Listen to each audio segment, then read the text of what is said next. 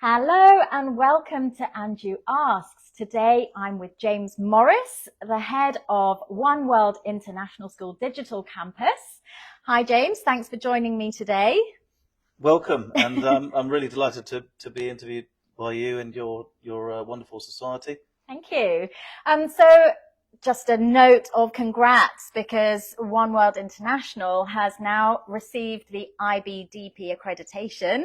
And so I believe that program is going to be starting in August of 2025. Is that right? That is our plan. Definitely, we're very excited about that because it's 1 year ahead of our original plan. That's brilliant. Yeah. So today we're talking about student-led education, which is a big part of your ethos here at One World International School. And as a parent, I have to say that sounds a bit counterintuitive to me. What happened to the teacher standing at the front of the class and delivering a curriculum? Can you just explain a little bit about how student-led education actually works? Well, first, I'd just like to give a bit of context. Yes. So, for example, obviously we know what happened from 2020 onwards, COVID. In some ways, that accelerated what was already a transformational phase in the 21st century in terms of the way work is set up. Now, McKinsey Global Institute, which is obviously a very famous consultation company, has done a lot of research about the future work, and what they point to is the fact that people who will flourish in the future of the 21st century and beyond will be ones that have high cognitive skills, but also have high communication, collaboration skills, are flexible learners, and are digitally literate, amongst other skills as well. And so that's what we are preparing our students to become here at OWIS Digital Campus, Punggol. The IB is, of course, an excellent curriculum program because it does put the students at the centre of the learning. But in addition to this, what we're doing is we're actually empowering students to make decisions, make right decisions, and particularly with the context of their own well-being, their own positive well-being. Because one thing that COVID taught us is, the world is throwing more and greater challenges at us, and we have to be extremely resilient, and young people have to be resilient, and also they have to be emotionally in tune with themselves, understand their feelings and emotions, and also be able to understand others' emotions as well. And if we look at the IBDP, for example, you have to study 6 subjects, different disciplines, English, another language, math, sciences, humanities, and art. But in addition to that, you have to also write your own extended essay with only the guidance of the teacher. And then you also have to do a critical thinking piece, which is theory of knowledge. Now, these are excellent preparations for preparation activities for university, because ultimately that's what you need to do at university. And that's what actually McKinsey Global Institute is saying is what you need to be equipped to do for the future. Yes, absolutely. I think it's important to give them that autonomy. But why is it so important to have that so early on?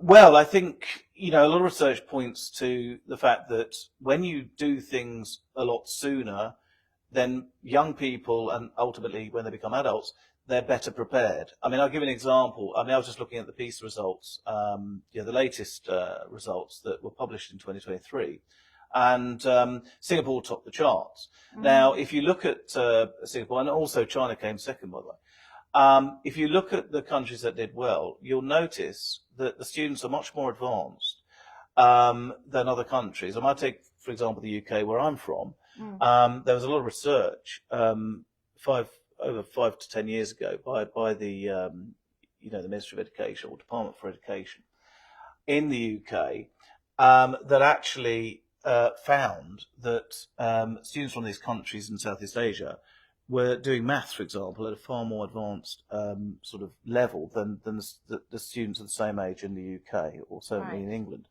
And as a result of that, they actually took embraced the Singapore maths curriculum in a number of schools in the UK. That was one example, particularly in primary school.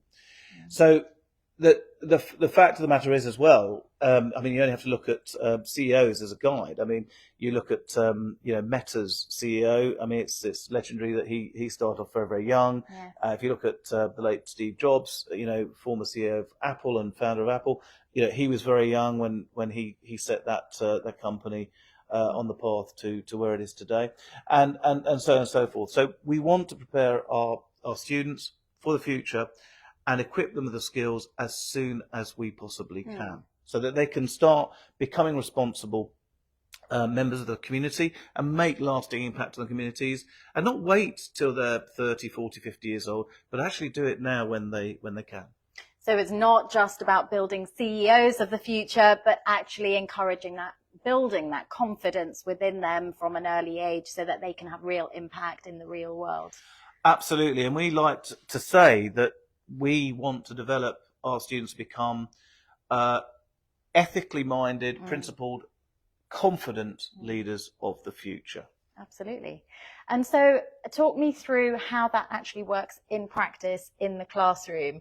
I'm assuming the children aren't reading the syllabus and sort of giving lessons on a day-to-day basis. How do your teachers here encourage the children to have a choice and a voice in what they're doing? So we obviously have to start, it with small steps, from the very young ages. We do it in degrees. So if we take, for example, the early childhood and primary, we have an excellent course called Unit of Inquiry, which is part of the PYP Primary Years Programme of the IB, International Baccalaureate. And what that does is we do about 7 or 8 periods a week where the students study a topic. Could be on sustainability, for example, and they're linking all the subjects. So it's a multidisciplinary curriculum. They're linking all the subjects of geography, maths, sciences, arts, engineering in one unit.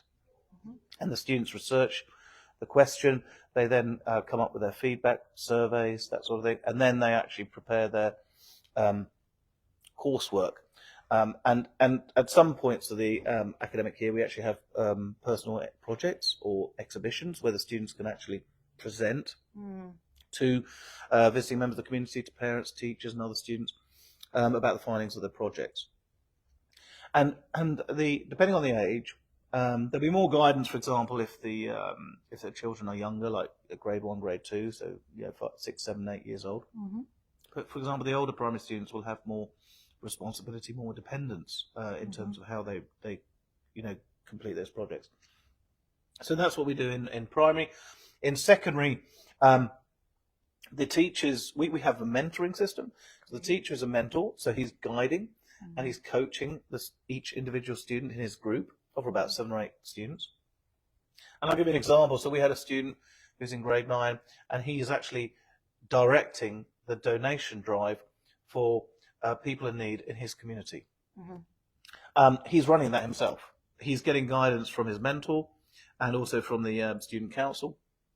And that's really important because when you're preparing students for university applications, particularly to the US, the top US universities want to see evidence of the significant impact that you as a student has made on your community. And so we always tell our students, collect the data, have the evidence to support your claims about your impact on the community. Wow, I tell you what, it's a far cry from the reading, writing, arithmetic of my day. It sounds like a great approach for our children of the future. And that's, very heartening to know about the classroom. What about outside the classrooms? Obviously, that's a big part of being at school. How do you help the children equip themselves with the skills of the future that they need? So, I mean, there's 2 ways. One way is, for example, field trips where the students go out and actually research, for their projects that I've just described. Yes. The other one is we like to do strenuous survival skills where the students actually learn about the world around them, but also learn about themselves, about, how they overcome challenges. So, for example, our first field trip in secondary, we literally took the whole school out, and I was gutted because I just arrived in Singapore. This was 3 months ago, and I was really looking forward to it. And then I had to attend an IB Singapore Heads of Schools meeting, so I missed it. Oh. But it was brilliant because all the students completed the trek. I think it was between 10 to 12 kilometres. It was in the southwest of the island, and it was a great trek. And some of them had never sort of hiked that distance before. So it taught them a lot about themselves. It taught a lot about teamwork because they were in their teams and they all supported each other. The other thing we're doing is we're sending students to Korea, to the Model United Nations. And that's organised by Yale. So they're really excited about that. And they'll also get to visit one of our sister schools, Dwight, in Seoul, in Korea, where they can sort of meet up with students that is part of our wider global schools group of 65 schools. So a lot of these processes and experiences empower our students to feel confident about participating in challenging activities, learning more about themselves and their limits, and also how to stretch themselves as well. Yes, that's really developing that more rounded personality traits, learning how to rely on themselves, not just the teacher and what's happening in the classroom. What about, following on from that, some of the other wider benefits of student-led education? We talked about building confidence and also, focusing on their units of inquiry and interest. How does that work in a group situation? Obviously, the children are in classes with other children, and they're all sort of wanting to learn about different things and interested in different things. So can you tell me a little bit about how that affects the cohort and sort of the wider benefits of pursuing this method? Yeah, thank you very much for that question. That's a very, very key question because we are a very diverse community. We have students from all around the world, and they're coming from, very different cultures, Yes. So we do remind our students, and everybody, all members of our community, our core values, kindness and compassion, effective communication and collaboration. And we always use as a starting point before we do any activity. And for example, in the case you described, if you've got a debate, for example, in our Global Perspectives course in secondary, where you're studying subjects like economics, sociology, even psychology in terms of consumerism and so on and so forth. People have different points of view, but we always make sure that we remind students to respect each other's different points of view and always support their views with evidence. We do have a house system. So the house system, I think, reinforces this idea of being part of a team and supporting your team members. That's really important as well. And then we have our student council, and that's important because actually students vote on their sort of student council officers, which is at the head of school, is always potentially worrying thing. Democracy is not necessarily doing a great job in the world at the moment, but it is good because of that. Going back to your point about voice and choice, the students feel empowered that they have actually selected the right students. And actually, I have to say, I don't think I would have done a better job selecting the right people for those posts. And I think that means that the students feel that they do have a control of their own destiny and a control of the direction of the school. And that is also very, very important because ultimately school is for the students. We're here to support them in their growth and development. It's not for the teachers. It's not actually for the parents either. It's actually for our young people who will go on to lead communities and lead the world. Absolutely right. I think that's a really interesting thought and a good thought to take away today because it is all about the children, and therefore, I rest my case. Student-led education is the way forward, I think. Yeah. Thank you so much for explaining that to us today. Thanks, Thank you very much.